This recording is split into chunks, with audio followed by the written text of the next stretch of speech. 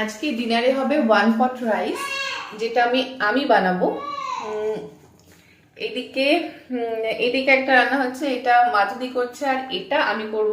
এখানে চাল ভেজানো হয়ে গেছে, এখানে আলু কাটা হয়ে গেছে। এটা হবে আলু দিয়ে হবে, চিকেন টিকেন দেবো না তো। আর আমার না, যখন ভিডিও করি আমি চুলগুলো এরকম, মানে ওই চুল যখন পড়ছিল তখন ঘরোয়া ট্রিটমেন্ট করতে করতে এখন দেখি চুল ভালোই উঠেছে। তো যাই হোক, ঘরোয়া ট্রিটমেন্ট আমার কাজে দিয়েছে, চুল অনেকটাই উঠছে। তো এখন বানাবো 1 পট, আমি যেটাকে বলি 1 পট রাইস। তো আমি 1 পট রাইসটা কিভাবে বানাচ্ছি সেটাই শেয়ার করবো। ও মাধুদি, আর একটা আলু লাগবে, আর কি বড় আলু নেই? এই আলুগুলো একদমই ছোট হয়ে গেছে, আর একটু বড় আলু হলে ভালো হয়। এইবার আমি 1 পট রাইসটা এবার বানাচ্ছি। তো যেহেতু প্রেসার কুকারের মধ্যে হচ্ছে, এই যে প্রেসার কুকারের মধ্যে হচ্ছে, তো সব ইনগ্রিডিয়েন্টস একসাথে দিয়ে দিতে হবে, কারণ পরে আর যেহেতু দেওয়া যাবে না। তো প্রথমে দিচ্ছি আমি, প্রথমে তেলটা দেব।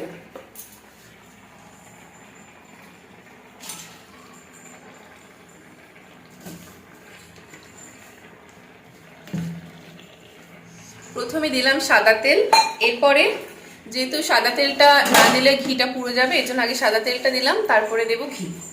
এবার দিচ্ছি মধ্যে ঘি।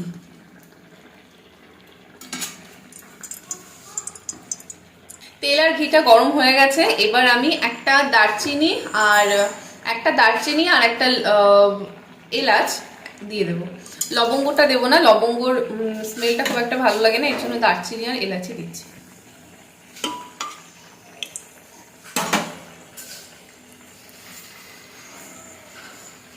এরপর দিয়ে দিচ্ছি পেঁয়াজ কুচি।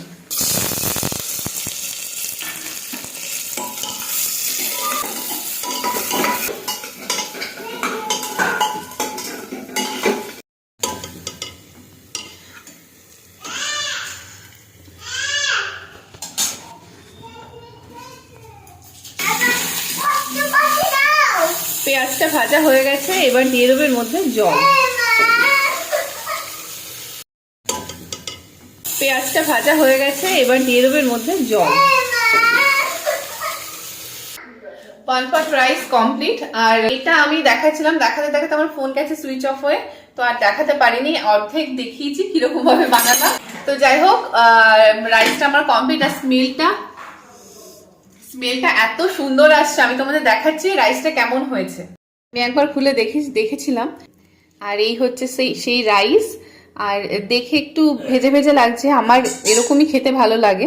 এটা আর একটুখানি রেখে দেবো, রাখলে না একটুখানি জল টেনে যাবে, কিন্তু এটা খেতে বেশি ভালো লাগে আমার। বেশি আবার শুকনো খেতে পারি না, গলায় কেমন আটকে যায়। তো এই হচ্ছে আমার 1 পট রাইস। আর এটা খেয়ে বলবো কেমন হয়েছে। এর আগে আমি অনেকবার করেছি, এটা খেতে না ভীষণ ভালো হয়। মানে যারা খুব চটজলদি মানে রান্না করতে হবে, কিন্তু ভালো কিছু খেতে হবে, তো তার জন্য 1 পট রাইস। এটা চিকেন মাটন সবকিছু দিয়ে হয়। তো আমি শুধু আলু দিয়ে করেছি। তো আমি খেয়ে তোমাদের রিভিউ দেবো। আর এখন পারবো, এখন অনেক রাতও হয়ে গেছে, তো এখন ডিনার হবে, তো তোমাদের আমি দেখাচ্ছি। তো এই হচ্ছে 1 পট রাইস। আর আলুটা খুব ভালো সেদ্ধ হয়েছে। আমি আলুটা মাঝখান দিয়ে ফোক দিয়ে ফুটো করে দিয়েছিলাম, যাতে ওর মধ্যে মশলা ঢোকে। তাই আমি এখন খেয়ে বলবো কেমন হয়েছে।